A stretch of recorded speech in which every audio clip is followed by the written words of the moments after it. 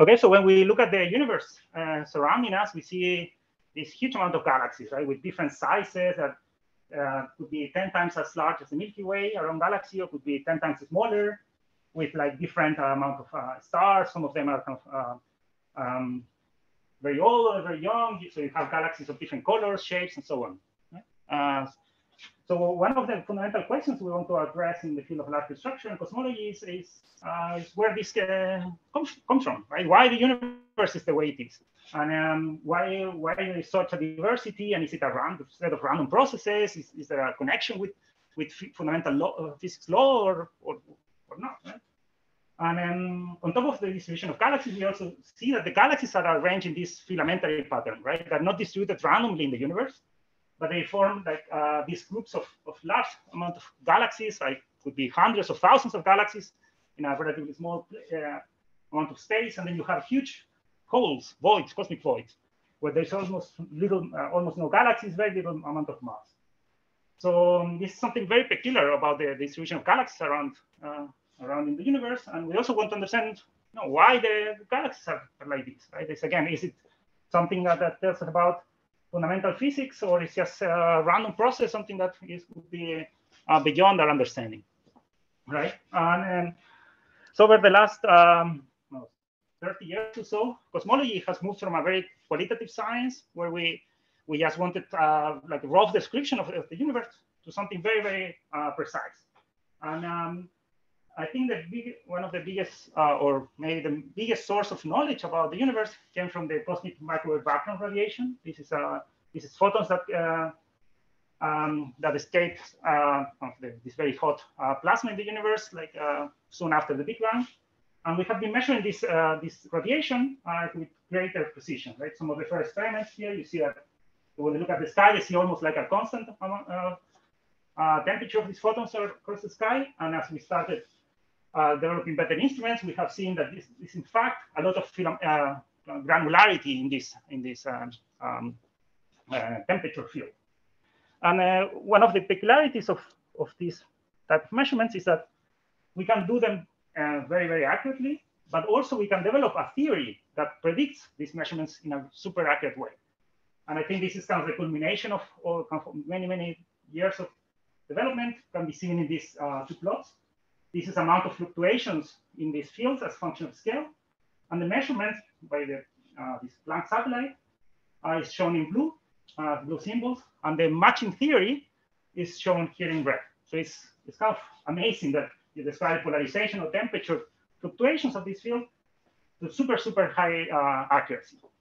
Right? And so we have this model that is this prediction that we can compute from relatively simple physics, gravitation, and just hydrodynamic interactions. And then we can see what we learn from this comparison, right? And some of the biggest, or kind of a summary of the things we have learned, is that, for instance, we need dark matter approximately at the 100 sigma level, right? So in order to explain these fluctuations, we need dark matter. We can understand about the primordial fluctuations, the shape of how fluctuations on different scales were in the universe originally, and we have measured, for instance, particular scales, for instance, the position of this first peak, which allow us to map the geometry of the universe, right? And this is kind of a super, I think, important. It's really a success story for physics, where we have had a measurement done at super high precision. We have a theory done at super high precision, and then we combine them, and then we learn about the very early stages of the universe and the constituents of the universe, right? And it's and the picture that has emerged of this is like what we call this concordance model of cosmology, and it essentially has four pillars. One is that there is supposed to be dark matter that dominates the amount of matter and gravitational interactions in the universe. There is general relativity as is compatible with all the evolution that we have observed. The initial fluctuations are compatible with a theory of inflation. And then on top of that, most of the energy in the universe is in the form of cosmological constant dark energy that is driving the accelerated expansion of the universe. And it's quite amazing that this model does not only agree super well with the CMB, these initial fluctuations, but also we can see it in many different places. We can see it in the distortion of light coming from very far away galaxies in what we call gravitational lensing. That's also consistent with this picture.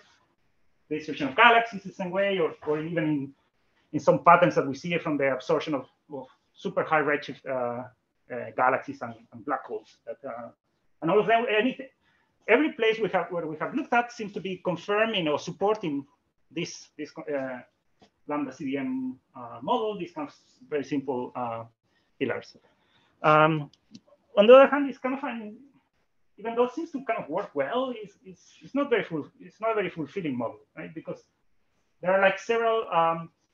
Well, first of all, we still lack understanding of several of these pieces of pillars, and still there are kind of competing theories to explain each of them. For instance, regarding the gravity law, the measurement seems to be compatible with GR, especially after gravitational wave detections. But there could be deviations from it, especially on super large scales, right? The scales of this that I was showing earlier, right? On the scales of galaxies or even larger, there could be deviations from GR. We have not tested GR so extensively as in the solar system, for instance. The accelerating expansion of the universe is consistent with our cosmological constant, but still could be a way richer physics there. It could be interactions between dark energy and dark matter. Dark energy itself might be evolving, and maybe that will help us to have a clue about the nature of dark energy. Similarly, for dark matter, we know that the data is compatible with having dark matter, but we don't know the temperature, the properties of dark matter. Something, for instance, Miguel Angel is working on, trying to see whether dark matter has some cross-section or whether it's completely cold. We know that there should be massive neutrinos in the universe, but we don't know exactly how much they contribute to the total mass density in the universe. And there has been even suggestion that dark matter could have quantum effects on macroscopic scales, on the scales of galaxies, that we can see maybe interference patterns and so on. Those are still compatible with observations, and it's one of the unknowns about dark matter. And finally, regarding the initial conditions of the universe, the data seems to be consistent with inflation, but there could be that we have not proved that inflation is the correct theory that explains the origin of initial anisotropies, or there could be alternative scenarios. And even if you assume that inflation is the right theory, we don't know whether it's caused by a single field or multiple fields, or what are the energy scale and so on. Right? So, so despite like several, probably like you have a large group of people in cosmology nowadays trying to break down lambda CDM, finding maybe one of like a hint that tells actually the gravity law is not really GR. Nobody has succeeded so far. And for instance, we have just put upper limits, right? The universe seems to be compatible with being flat. Neutrinos are still compatible with the contribution given by massless particles. And there, also we haven't detected tensor modes, so that could maybe falsify some of the theories of inflation. So, right. So on one hand, we have this very compelling model, lambda CDM seems to qualitatively fit everything we can observe. We have not detected convincingly yet any deviation from it. But there are some places where there is tension, right? Where we see, okay, there is something going on, but maybe this is the early stages of lambda CDM breaking down. And there are like two areas where this is mostly that's attracting most of the attention. One of them, probably you have heard about, is the tension in the Hubble parameter that quantifies roughly how fast the universe is expanding today. And if we look at the CMB, this kind of traditional source of cosmological knowledge, we get that is like a value of 67 or so. But there are other ways of measuring this value, this Hubble value, and especially looking at supernovae or things more related to the local universe. And all those measurements are like very, here I just put several of them, and all of them seem to indicate a larger value of this H0 parameter. Currently, the tension is at the 4 or 5 sigma level. There's a lot of people investigating the possible origins of this tension, but so far nobody has come up with anything. And so this is the Hubble parameter tension.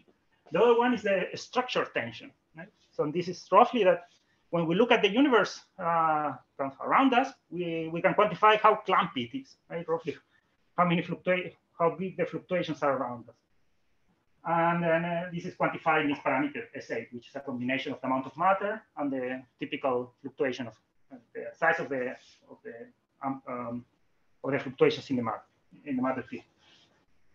Okay, so when we look at when we infer this or when we measure this this value with different methods, for instance, with gravitational lensing or counting how many big galaxy classes. These are groups of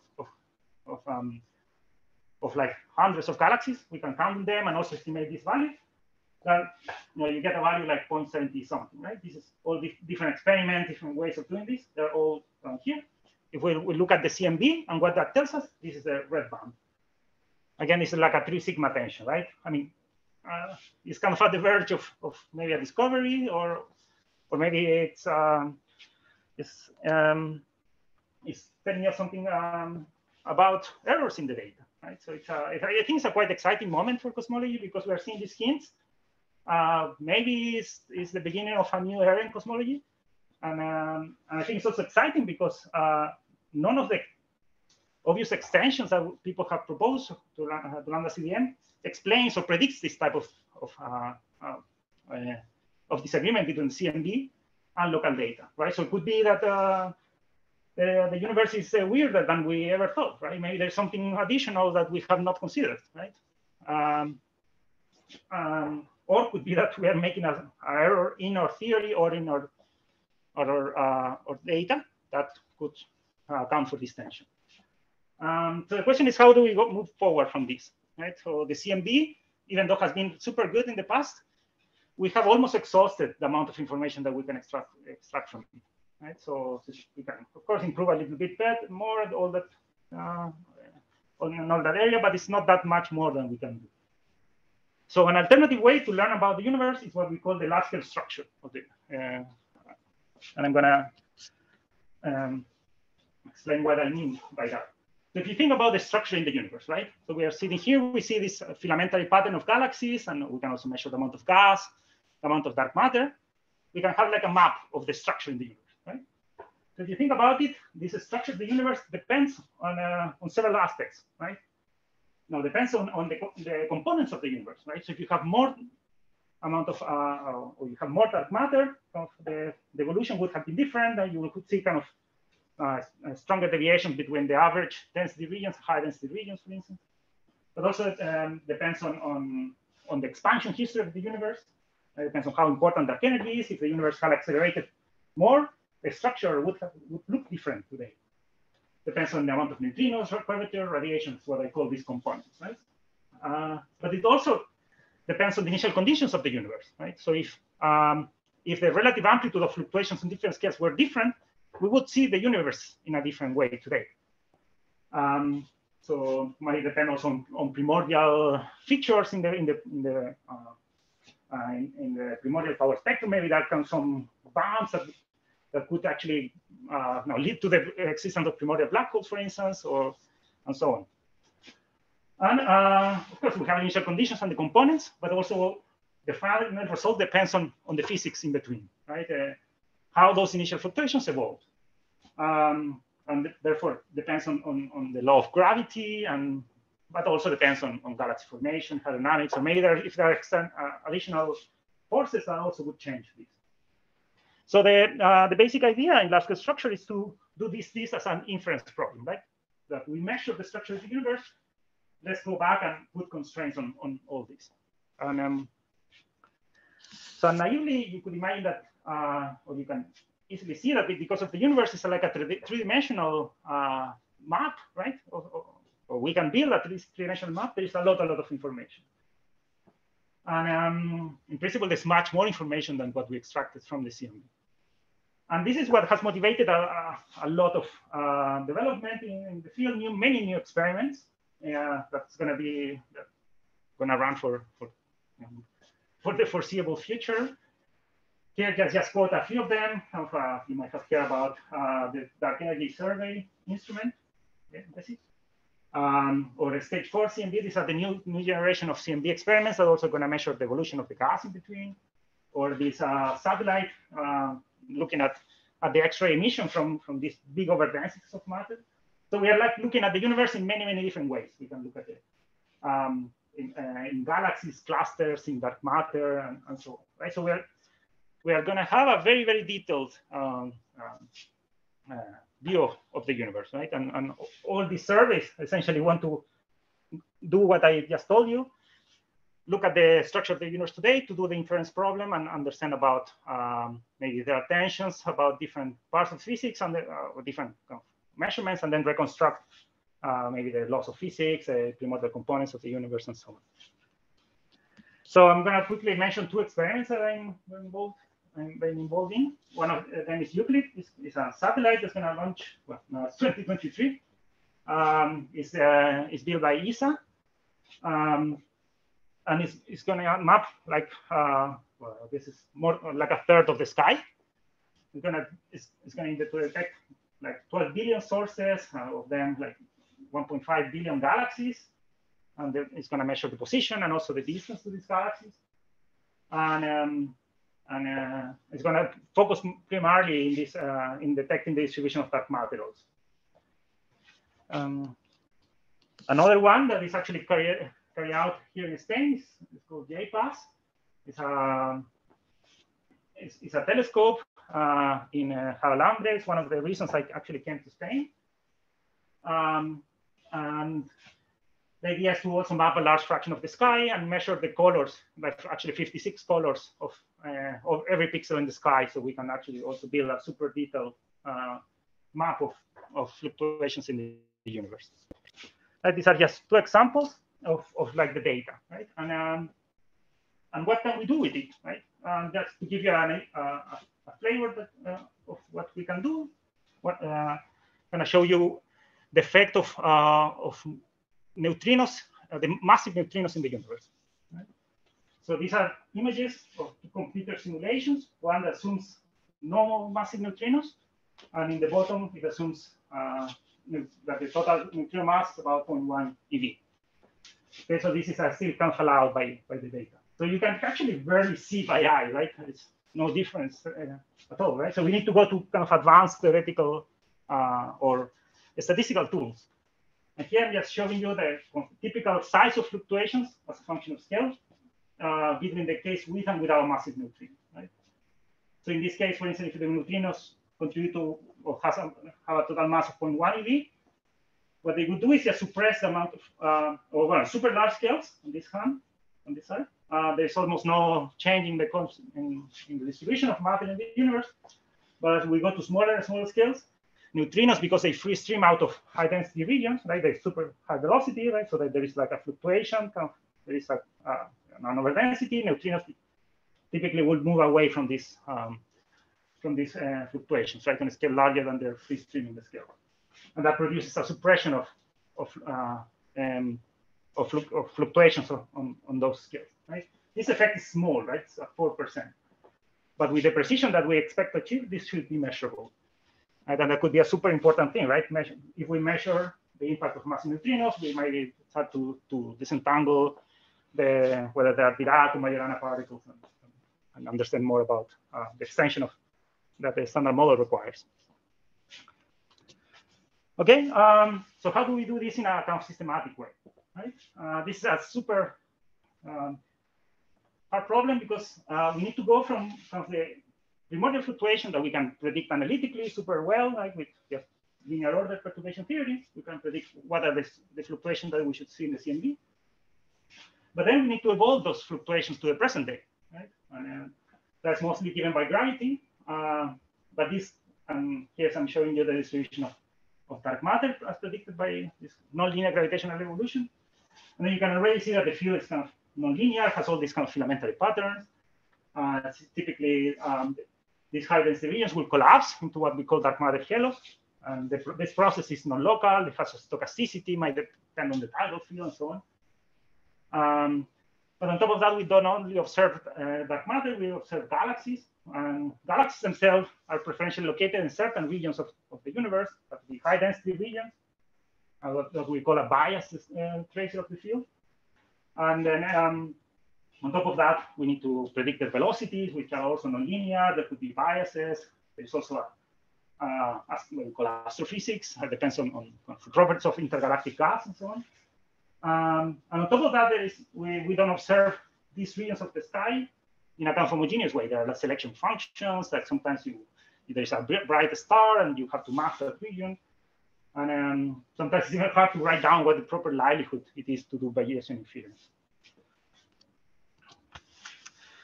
Okay, so that is kind of the challenge for large-scale structure today, like how we can do this inference problem in an accurate way so that we extract the full amount of information.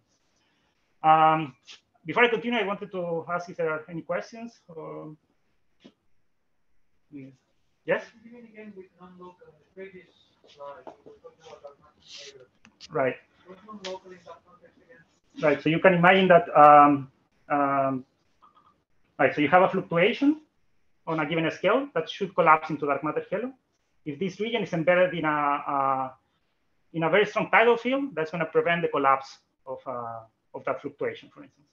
So in that sense, it's not local. There could be also other effects that, for instance, if you have a galaxy that is nearby a source of photons, that those photons will travel and affect the galaxy here. So that is another non-local process. Okay. How do we do this? How do we go on? Can I ask Yes? something? Sorry, can you go 2 slides back? One more? This one? Another? No, the previous one, yeah. This one? Yeah. So what is the difference between the dashed and the solid lines in the plot? Sorry. Okay. So the dash is what linear perturbation theory would predict. So we just, sorry, I didn't mention that, but you see on large scales, the analytic tools that we have at the moment, they can describe correctly this difference. But as you go to smaller nonlinear scales, perturbation theory breaks down, and you cannot predict this difference accurately anymore. Okay, so you rely on simulations then. Yeah, so we need to, or we can also other flavors of perturbation theory that could maybe push this a bit more. But but I would argue that simulations is the only way to really get to the highly nonlinear regime. Okay, thanks. Yeah, welcome. Okay, so yeah, so I mean, usually in science, or the classical way of doing science is that we have a theory and we have some predictions for a given quantity, and then we do an experiment, an observation, and then we rule out the theory or we validate it, right? So that has been basically the basic thing in science.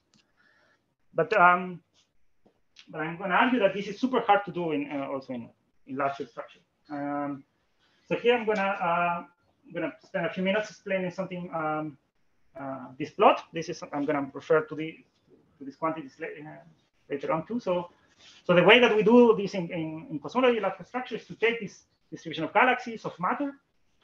We typically go to describing Fourier space, and then we measure what we call the power spectrum. This is the amplitude of Fourier modes, essentially, as a function of the scale of the Fourier mode. So this is what is shown here. This is the power spectrum. This is the amplitude of this mode. It's a function of the wave number. This is roughly 1 over the scale. So on the left is large scales. On the small, sorry, on the right is small scales. And so as long as these fluctuations are small, we can do perturbation theory, right? You can do 1 or 2, or 2 loops. Perturbation theory, and then you can make predictions for this. So at linear order, this is what you would get, this blue line. But as you can see that this is valid, this kind of agrees with, And then if you do kind of simulations and nonlinear theories, this is the orange line. So you see that they both agree on large scales, what I was saying earlier, but on small scales, because the universe becomes more inhomogeneous, the perturbative approaches quickly break down. So we need to rely on other tools. On top of that, there is, for instance, what here I show as baryons. So when you're in the universe, you have, for instance, supernovae explosions that blow up gas from galaxies, and that also affects the distribution of matter in the universe. So the difference here could be easily an order of magnitude, right? So this traditionally what has happened is that we have used these perturbative approaches, which has limited the amount of information that we can extract from data, because we need to stop here, right? We can only use super large scales. So currently in the field of large scale structure, I would say it's fair to say that for most experiments, most observations, we are limited by our ability to model the observations rather than the data itself, right? And we end up throwing away a huge amount of information just because we don't have a way of writing down what should be the observation. So this has sparked a lot of development. I was telling you there is higher order versions of perturbation theory. There could be also effective field theories where we can try to separate the small nonlinear physics from large scales. But they all suffer to a different degree, but more or less qualitatively the same way, that we are restricting ourselves from using only a subset of the observations of the universe to put constraints to understand about physics and components and so on. So this is to motivate this in a more quantitative way. For instance, let's focus on neutrino masses, right?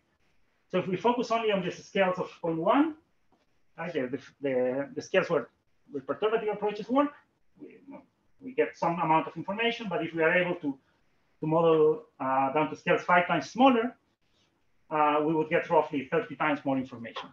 Yeah? And this is the big challenge, I would say, for large scale structure. We're going to have all this huge amount of data, hundreds of millions of dollars of investment, and we need to develop an approach that is able to optimally use that data. And that has been, I think, the goal of my group over the last couple of years. Sorry, question. What do you mean 30 times more information in that sense? Like maybe improvement of the figure of merit or? Yeah, so this is actually directly marginalized constraints on the neutrino mass. And this there are some simplifying assumptions about, but it's roughly 30. Then if you increase the scale by a factor of 2, roughly you have 8 times more Fourier modes, right? So you have a lot of much more information.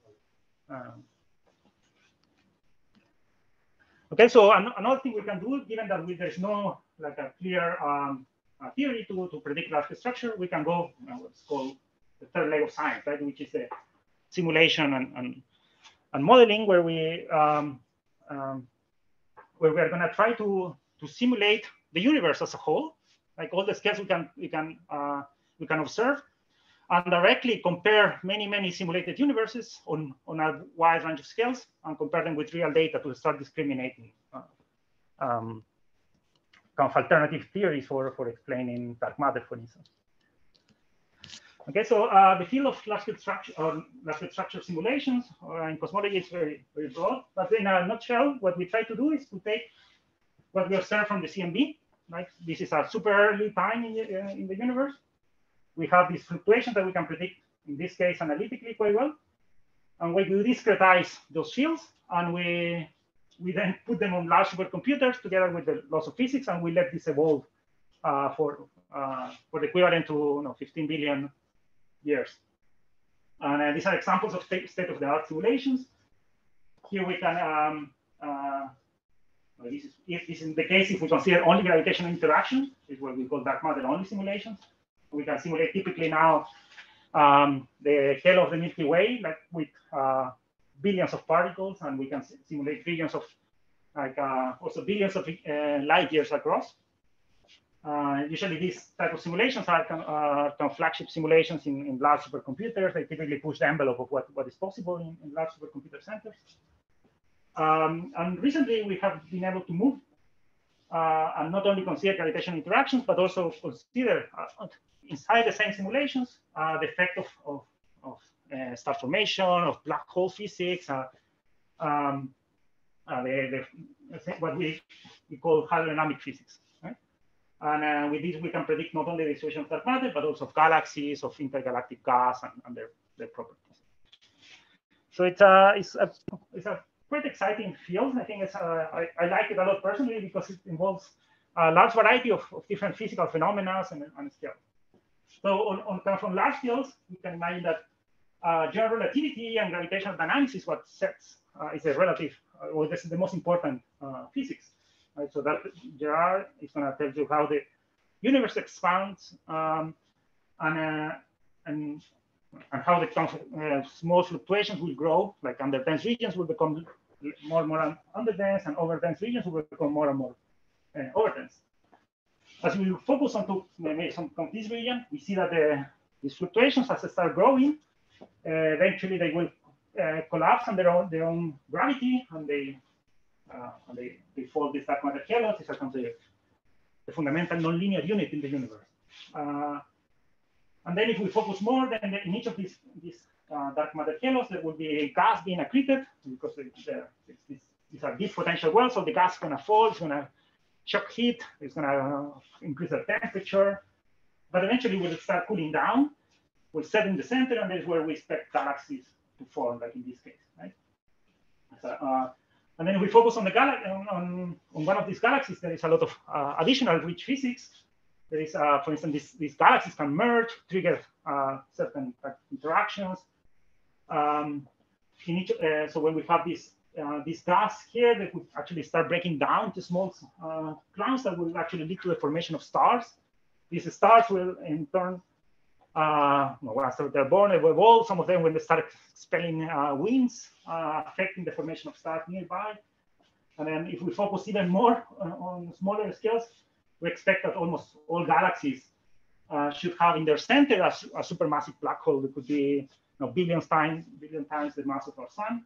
In those black holes, there could be a accretion disk, gas that settles in, such will be accelerated close to the speed of light, and will might be expelled through relativistic jets, which actually can reach scales comparable to these ones and actually affect the distribution of matter on these scales. So it's a super exciting field that involves a lot of different physics. And yep. So nowadays, what's the dynamical range of your simulations? Can you go from gigaparsec down to parsec? I would say in a self-consistent way, probably up to here. And here you have specialized simulations that focus on these, so and then you try to learn how to. That's about gigaparsec. Yeah, smaller, right? These are parsec. Yeah. So yeah, so it's a super large dynamic range. Yeah. So what we do, we can try to calibrate these, and we kind of derive a kind of an effective theory that then we can put back in these simulations and try to kind of evolve this in a kind of consistent way. Of course, you cannot do that at every point in your simulation. You can only concentrate on certain regions that you want to understand, for instance, baryonic feedback. So up to here, we can do everywhere in the simulation. Okay. Yeah. So this kind of has been a breakthrough in the last couple of years. That for the first time, you could self-consistently simulate the formation of galaxies, essentially, that could lead to realistic or population of galaxies that resemble those in the real universe, and at the same time resolve kind of hundreds of megaparsecs in scale. Yeah. Not yet the gigaparsec, but it hasn't been published. But there are people working already getting the gigaparsec limit. So yeah. So I think going a bit larger scales is a matter of computational power, and that I think will happen sooner or later. Going from here to here, I think it requires, I think, more work. Okay.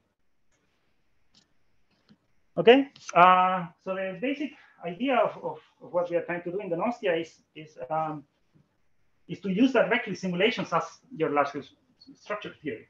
So the basic idea would be to simulate the evolution of dark matter, then follow the evolution or describe the baryonic physics to predict galaxies and gas, and then create directly three-dimensional universes on which you can apply the same analysis software as you do with your real data, right? So when you're actually really comparing apples to apples, and because of the simulations that correctly describe all these nonlinear physics, you can do this comparison on a broad range of scales, not only the ones that have been done today, but also go to much smaller scales, having access for the first time to this new source of information that lies on nonlinear small scales, and hopefully that leads to potential discoveries. How long do I have? We started late, right? So we're going to continue for 10 minutes or so. Okay. Almost 3 minutes. Okay. Yes, I'm going to briefly mention the work of people in my group here in Donostia. Marco, Sergio, Jens, Matteo, Lourdes, Giovanni, Daniel, who was a student here. Okay, so I will go quickly up to this. So there are several challenges that we need to address to do this in practice. So on one hand, we need efficient, robust, and accurate simulations. We need to put a lot of emphasis that our calculations are actually reliable, especially if we want to then use them to derive constraints on fundamental physics to distinguish massive from massive neutrinos. We need to sample this high-dimensional parameter space. We need to sample the amount of matter, baryons, amplitudes, and so on. We need to worry about baryonic effects, information physics, and also about the statistics, how to properly do this comparison between theory and observations. Okay, so I'm not going to try to do this, not to break things. So later on, if you share the slides, you can actually go to this website. You could have you can play with your phone and look at and do a flight through in the middle of one of these numerical simulations, looking around so you get an idea of them. So the basic of our work is what we call the Bacco simulations. These are a group of simulations that we carry out in the Mare Nostrum. Roughly took about 2 months with 10,000 CPUs, constantly computing all this cross-interaction, gravitational interaction between, in this case, more than 100 billion particles. And we put a lot of emphasis on properly resolving nonlinearities, and we have developed a lot of new numerical tools that allow us to be confident that our simulations can reach like better super % accuracy on all the relevant scales.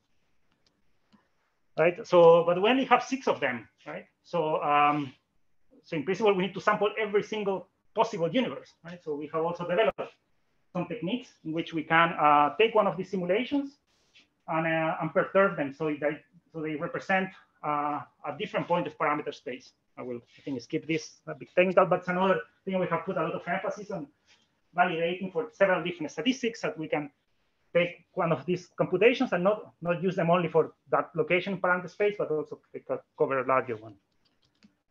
And yeah, I think skip that. Okay, so the next thing is to worry about baryonic effects. And just to give you an idea of why baryonic physics matters, you can think of for instance, 2 types of galaxies. That's what we call luminous red galaxies. So galaxies are supermassive. This was the target of the current generation of large structure surveys. And you can imagine that inside of this collapsed dark matter halos, they're in equilibrium, so they kind of move around with certain velocity dispersion. But in the future, we're going to target a different type of galaxies. These are galaxies that are actively forming stars. And to form stars, you need to have gas, right? So you can imagine that if you are a galaxy with a lot of gas that fall into one of these collapsed dark matter halos, you're going to enter a super high density environment, and because of RAM pressure, that's going to strip out all the cold gas of these galaxies, and they will very quickly stop forming stars. So if you detect one of these star-forming galaxies, they are very likely to be in the outskirts of hell, and that leads to kind of large differences in their spatial distribution. So we need to account for that.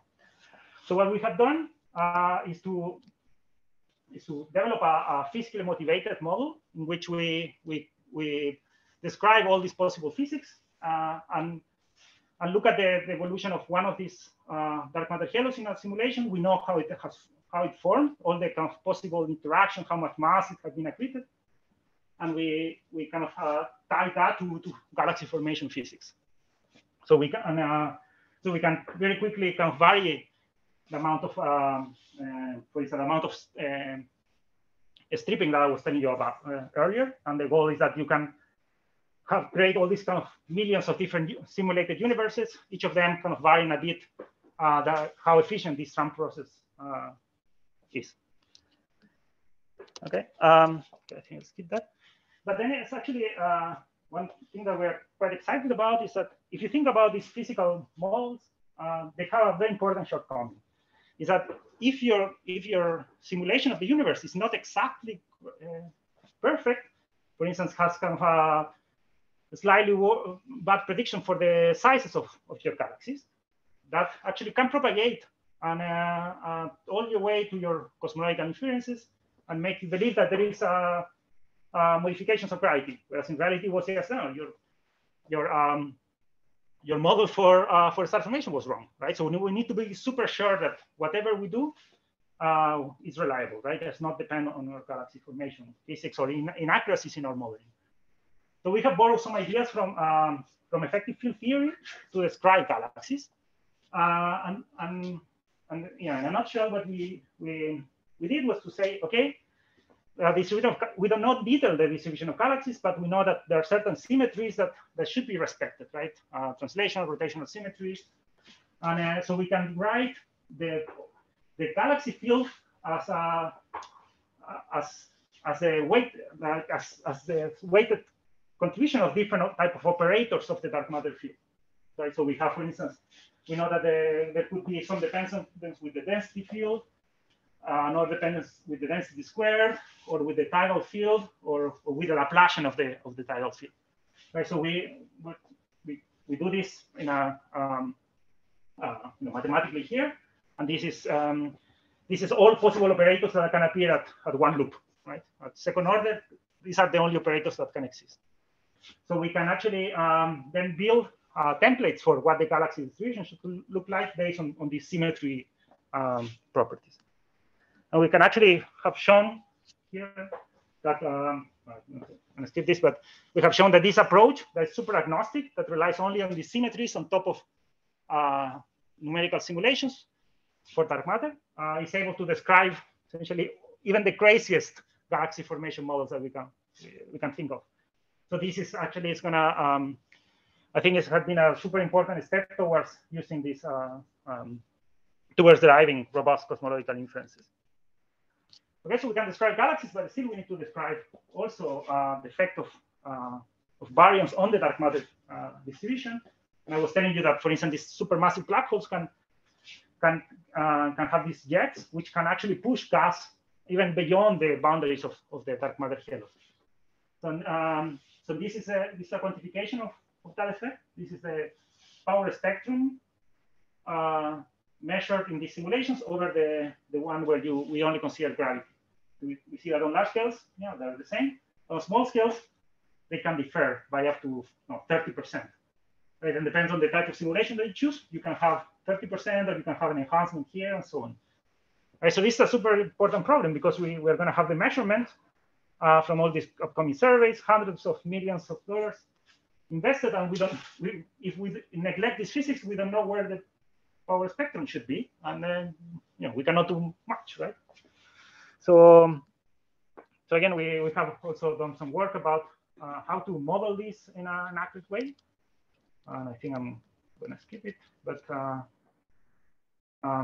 yeah, but again, we have come up with a model that again relies kind of in this flexible description of nature to accommodate all possible types of fluctuation that we can have. Okay, and finally, so we have this framework I told you about from numerical simulations. We model various physical processes to then have a forward model of the real universe that we can compare against real data. But this effect, this actually is, even though it's possible to do, it's a super computationally expensive process. Like each of these cases would take, of the order of, dozens of CPU hours, right? But if you need to explore 20-dimensional parameter space with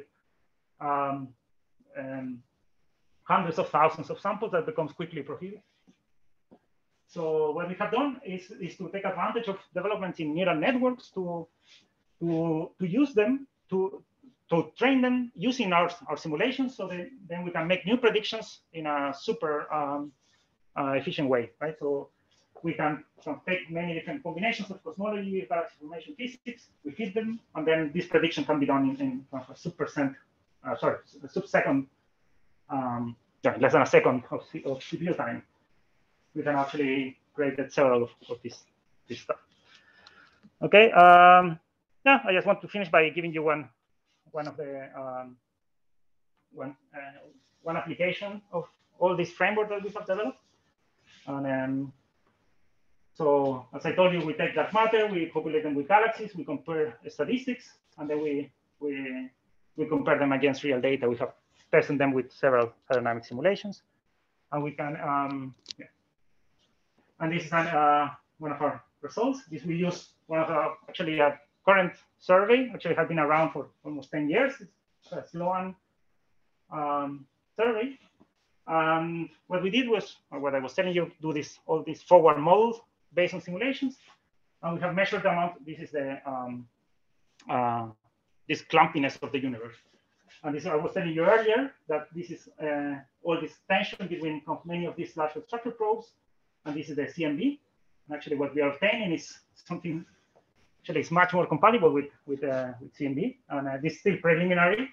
And I just wanted to give you a hint that there is some difference between these two things. Could it be nonlinear physics, or could it be that because now all of development, for the first time, we were able to we were the first ones to analyze this data at kind of these small scales. It could also be that these are also really local universe, and this is a bit further out. So maybe actually the universe is doing something crazy, and the evolution is not what we expect. So it could be something super exciting. So we are going to follow up on this work and maybe extend it to overlap with this region. Okay. I think I will finish here. I think I told you about all this huge amount of data that's going to be around in the next 10, 20 years. And this has posed a lot of challenges in terms of data analysis, certainly, but also in the theory. We need to have a theory for large-scale structure that's equally accurate or even more accurate than the observations. And this is as a challenge. And what we're doing in Donostia is to develop a simulation-based approach, where instead of relying on only analytic expressions, we try to simulate directly the universe with all its complexity.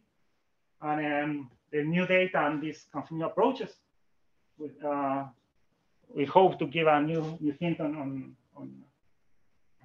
the underlying physics of the universe, and who knows, maybe lead to discovering a new interesting phenomena in the universe. So thanks a lot for your attention.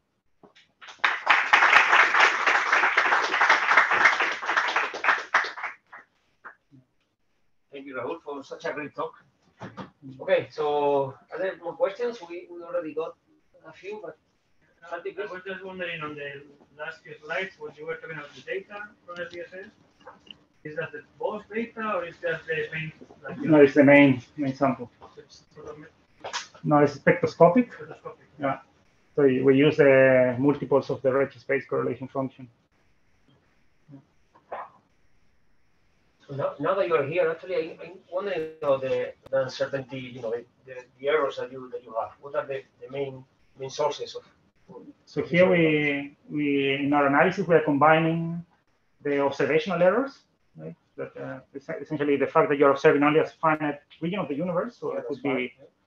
And also we are including the all the theory error, so the error that of our model itself. So we have in every step of our analysis, we have tried to quantify how accurate our neural networks are, how accurate our simulations, and so on.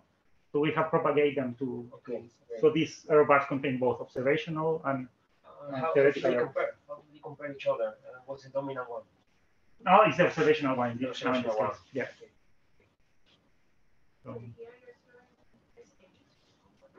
Yeah, sorry, this is S8. Yeah.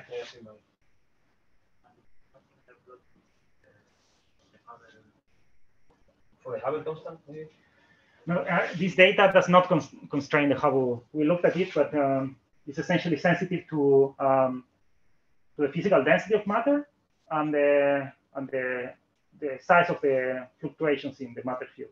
So it's essentially independent of the Hubble. Yeah. More questions? No, okay. It's before. This one? No, a bit before. Sorry, this one. Yes. So I was wondering, when you do a text feed here, if you're including, it's just a feed to the data like that, like as such, or you are just saying like, because each of the solutions have different baryonic fraction, if you're including that information for modeling the behavior. Right.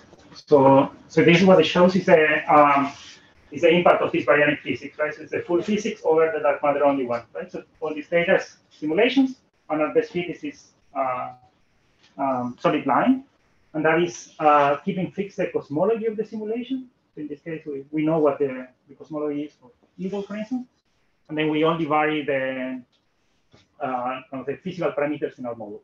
That is, for instance, how much gas has been expelled due to AGN feedback, or what is the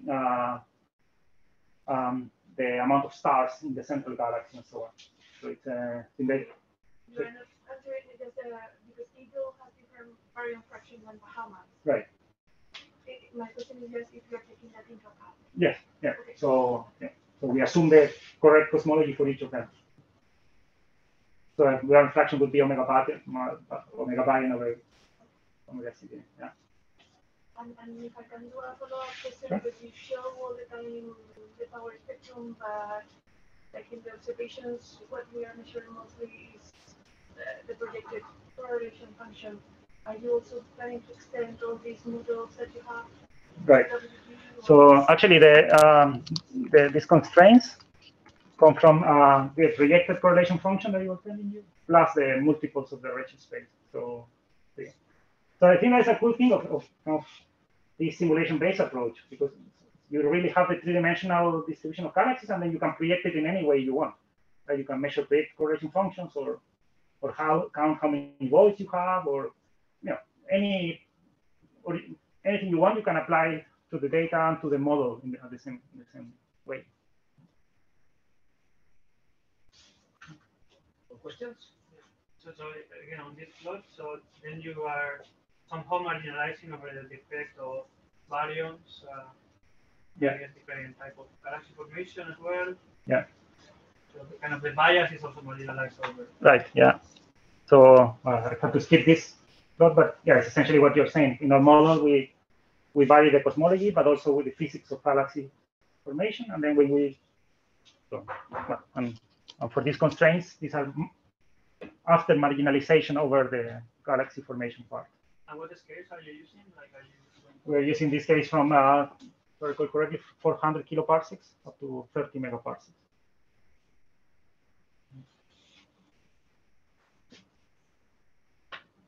Okay, more questions or comments for Raul?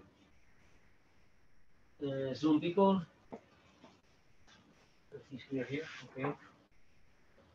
So we have also another one. What about because you said that probably one challenge will be to go to even lower masses in your simulations. Can you elaborate a bit further about that? I mean, how far do you think you can go, and how relevant this could be to set constraints on cosmology? And for the hydrodynamics. Yeah. Or, yes. So. I mean, I would say for the galaxies, it's not so important. Well, actually, all these hydrodynamic simulations are not directly used in the model. So what we are trying to do is to take kind of all these hydrodynamic simulations that hopefully are as different as they can be, and we have a model that we show that can describe all of them or any of them, right? So for instance, for galaxies, we assume these kind of symmetries, and then we test them against kind of more realistic simulations, and then we are showing that this fundamental assumption about symmetries is enough to describe, or it's the only assumption they need to make in order to describe the galaxy, right? So as long as so I think it would be important in the future to have better hydrodynamic simulations, just to make sure that our models are still whole, but